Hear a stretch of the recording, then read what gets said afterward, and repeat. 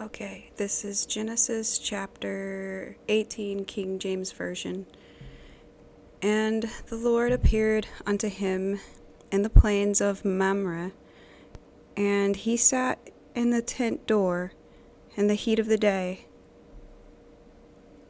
And he lifted up his eyes and looked, and lo, 3 men stood by him. And when he saw them, he ran to meet them from the tent door,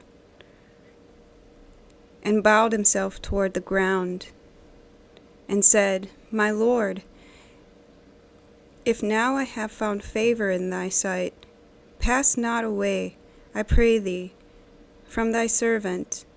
Let a little water, I pray you, be fetched, and wash your feet, and rest yourselves under the tree. And I will fetch a morsel of bread, and comfort ye your hearts. After that ye shall pass on. For therefore are ye come to your servant. And they said, So do, as thou hast said. And Abraham hastened unto the tent unto Sarah, and said, Make steady quickly 3 measures of fine meal, knead it, and make cakes upon the hearth. And Abraham ran unto the herd, and fetched a calf tender and good, and gave it unto a young man. He hastened to dress it, and he took butter and milk, and the calf which he had dressed, and set it before them. And he stood by them under the tree, and they did eat. And they said unto him, Where is Sarah thy wife? And he said, Behold, in the tent. And he said, I will certainly return unto thee according to the time of life, and lo, Sarah thy wife shall have a son. Sarah heard it in the tent door which was behind him. Now Abraham and Sarah were old and well stricken in age, and it ceased to be with Sarah after the manner of women.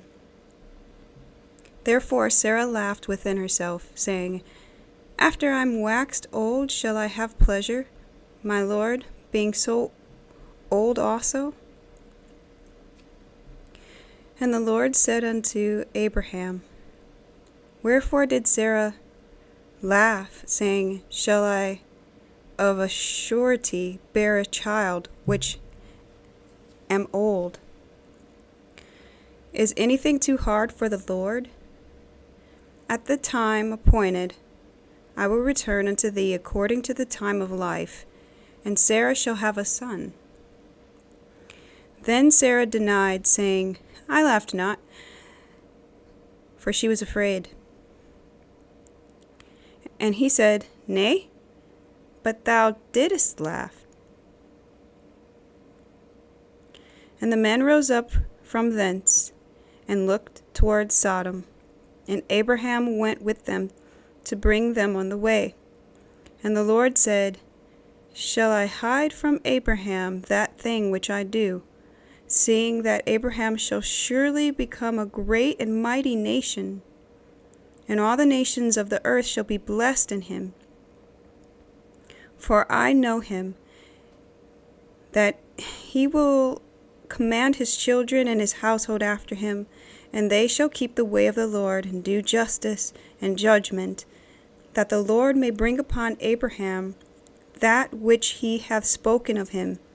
And the Lord said, Because the cry of Sodom and Gomorrah is great, and because their sin is very grievous, I will go down and see whether they have done altogether according to the cry of it, which is come unto me. And if not, I will know. And the men turned their faces from thence, and went toward Sodom. But Abraham stood yet before the Lord.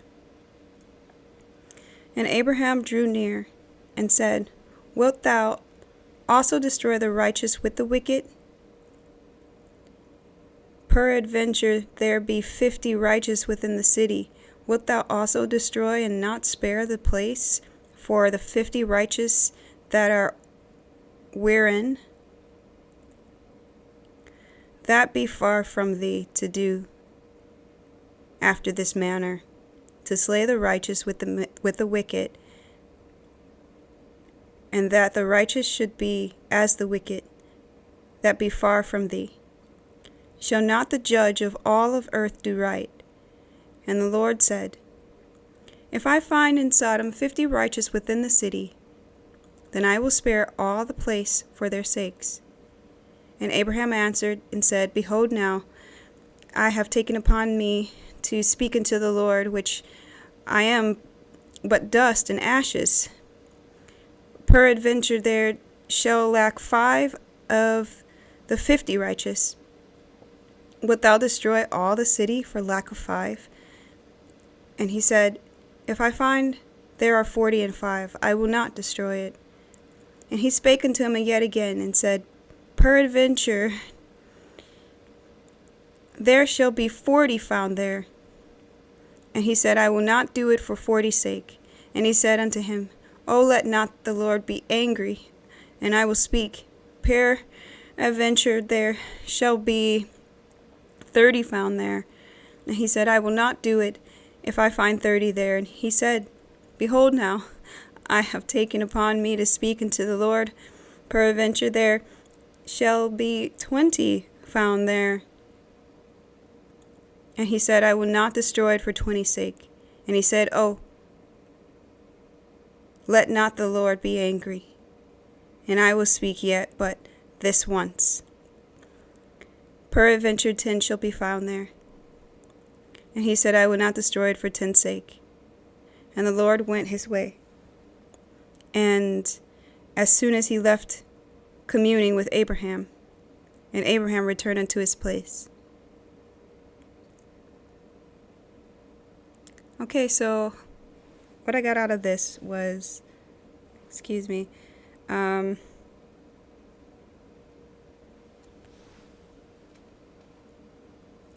says in verse 1 in the very beginning, And the Lord appeared unto him in the plains of Mamre, and he sat in the tent door in the heat of the day. And he lifted up his eyes and looked, and lo, 3 men stood by him. And when he saw him, he ran to meet them from the tent door, bowed himself toward the ground, and said, My Lord, if I have found favor in thy sight, pass not away, I pray thee, from thy servant. Let a little water, I pray you, be fetched, and wash your feet, rest yourselves under the tree. And he just goes on. He's gonna treat them to a really good meal and just kind of a resting space. To be honest, I don't really understand exactly what's happening here. Obviously, God is here. I'm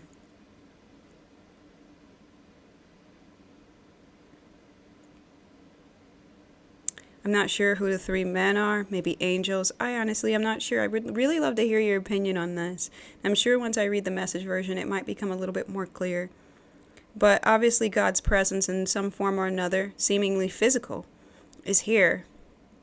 And Abraham is able to recognize it. So he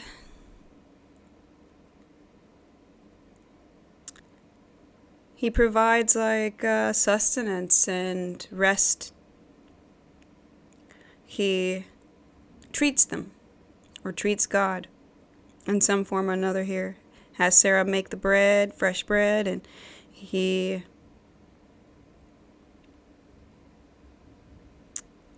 looks like there's butter and milk, and he's got a calf that he's prepared as well, which is a very tender meat. And they ate, whoever these 3,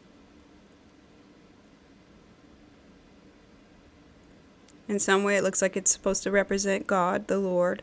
Not really sure exactly how this actually looks, but in some way this is God in his presence, maybe some angels.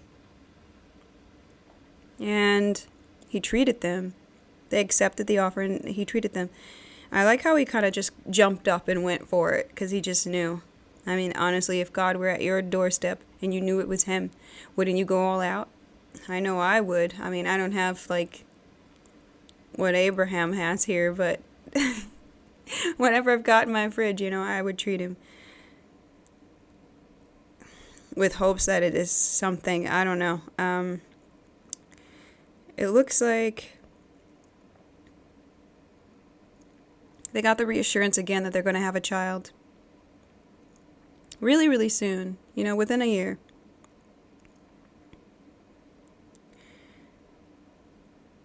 They said in verse 10, I will certainly return unto thee according to the time of life, and lo, Sarah thy wife shall have a son.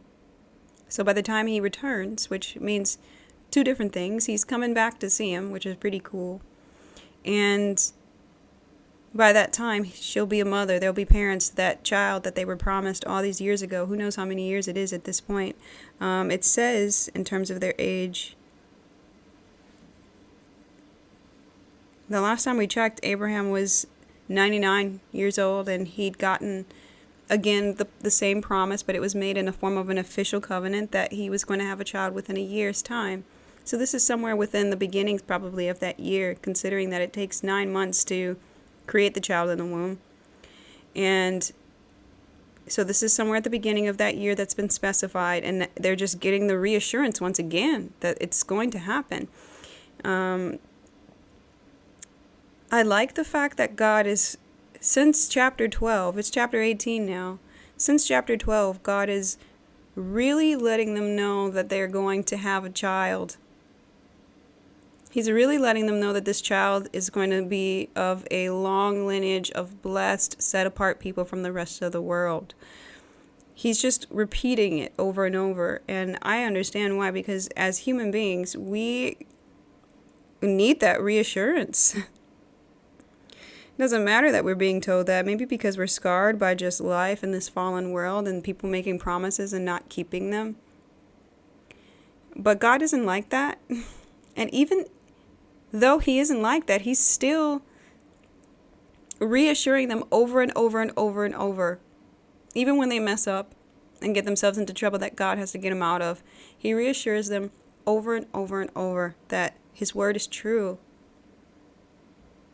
I find that he does that a lot in my life. A lot. And I really appreciate it because, unfortunately, in my human self, and because I also live in this fallen world, and I have been betrayed something fierce in life by a lot of people.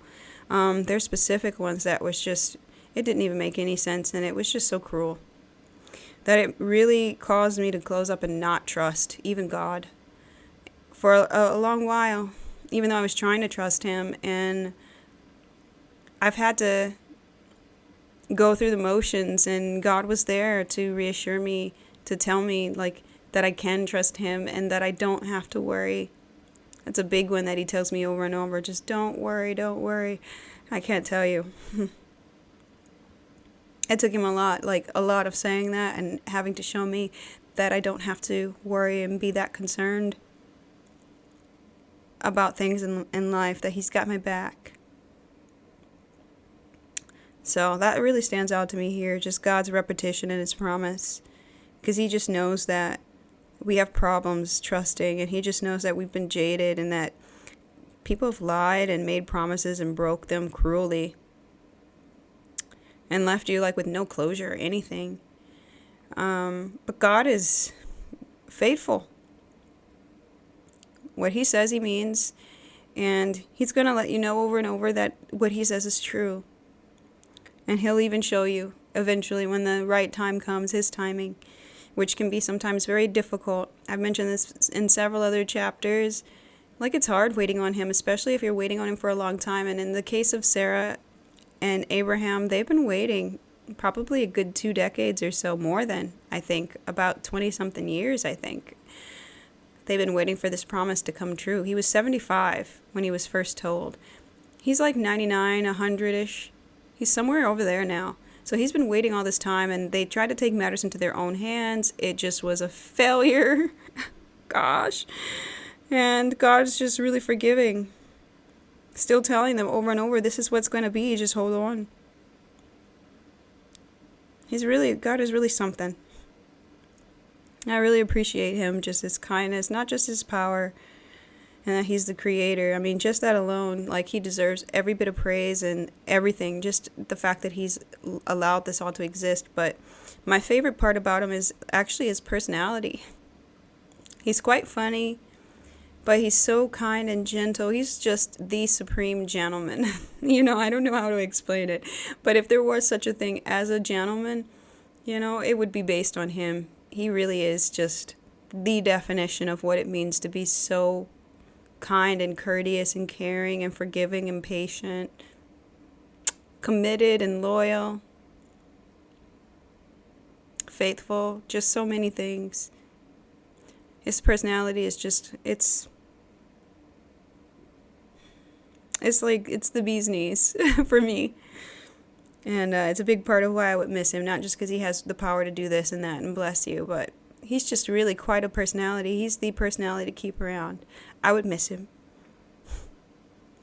Anyway, I'm getting all sentimental, but I love him. The capacity of how much I love him, I can't even explain it. He's just my very best friend, forever and ever. I love him.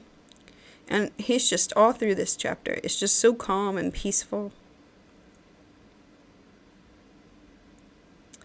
And he's even when Sarah's listening to this, he's she's going to have a child by the time I come back, which is going to be within a year. Less than at this point.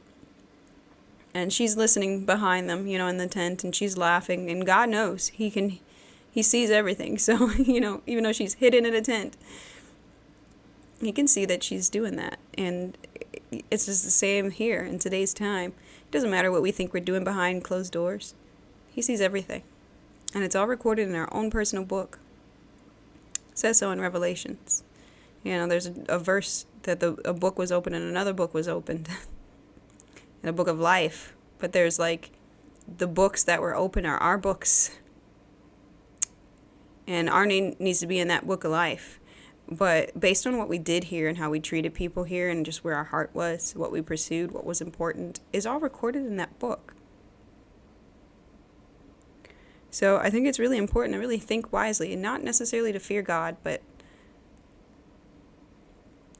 just because it's somewhere where you think nobody sees you, God sees everything and he writes it down. He's going to talk to you about it later. If he doesn't talk to you about it now in this life where you can correct it, you have time, it's not going to be good if he's talking to you about it once your life is over. You don't want to be faced with that then. Now is the time. So I'm just letting you guys know, really, if you're doing stuff that isn't good, or you're treating people in a way that's not okay, get right as best as you can, do the right thing, even to try to fix it. Stop doing it. Repent, and sin no more, ask for God's help. Just get right with God. And the only way you can do that is by getting into a relationship with him, knowing who he really is, and reading this word, really learning about him, and seeing the examples that these people have set, even reading their mistakes. I mean, Abraham and Sarah were not perfect, obviously. Look at the messes that they've done when they make decisions on their own without God. So, it says that she laughed, and God asked her, what was up with that? Why is she laughing? And we get why she's laughing. She's old. She's waited so long, and we're human. At some point, you just get tired, and your soul is just done. I've been there, and I'm still there in so many areas where I'm just waiting for God to move on his promises that he has for me. And sometimes, the wait has just been so long and so many things, and I've been through so much that there are times, it's not every day or whatever, but there's just periods of time. And I have had one recently, even in the last few days, where I was just extremely discouraged, and I felt far from him, and I felt like he forgot me. So it's really timely that I'm reading this now, because it's just confirmation that he didn't. He's not. He doesn't fail me. It's just me being human, like Sarah here, saying, well, the time is going by, because we're thinking with our human ways. But God's way is not our ways. It says here in chapter 14, is anything too hard for the Lord? Nothing is. He can do whatever he wants. This is his world, and we're his property. We are. The human beings, everything here is his. He can do with anything here that he pleases. He won't take our free will, that's for sure. He promised us that we can make our own choices. But when you're walking with him and you're really seeking him and you're really hearing his promises and stuff, you gotta believe. And it will be tested where you're not sure, because it just seems like such an impossible circumstance. And right now I'm in many different impossible, quote-unquote, circumstances where just so much stuff is just, and it's been like that for a while. Like, it started a few years ago where just stuff started just really going wrong, and I didn't deserve it. I know I didn't deserve it. God told me that I didn't. But it happened to me anyway, for whatever reasons, and God's going to use it for my good. He's already started, and I see in certain areas where he's working. Most of it is in me so far, but there are external things that he's going to be blessing upon my life, and I just need to not grow weary and just really hold on and believing in him. Because as chapter 18 verse 14 says, is there anything too hard for the Lord? The answer is no. He can do anything, and we can do all things through Christ who strengthens us. That's in this book. So as an extension, he can create impossible situations through us and through our lives as a testimony to give him the glory that he deserves. And it's funny that in 15, when she heard him, she's like, then Sarah denied, saying, I laughed not, for she was afraid. And he said, nay, but thou didst laugh. Because God's just like, come on, don't be playing.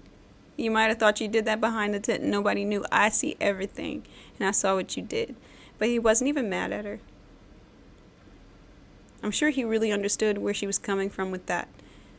And it says she was afraid because it was like, whoa, yeah, God saw you. Even though you thought nobody saw you behind closed doors, God saw. You got to check yourself. Like nothing's a secret for him. Not even what's in your mind and what's in your heart. He already knows. He already knows what you're going to do before you were ever born. He knows the whole thing. So, he's powerful and all-knowing. Keep that in mind, when you're doing stuff and you think nobody sees. Oh my gosh, I get convicted very much so because I know he sees. And then also it makes me judge my own character, like, yow, that must not be a good idea then. If I would be embarrassed if God knew. And he does know.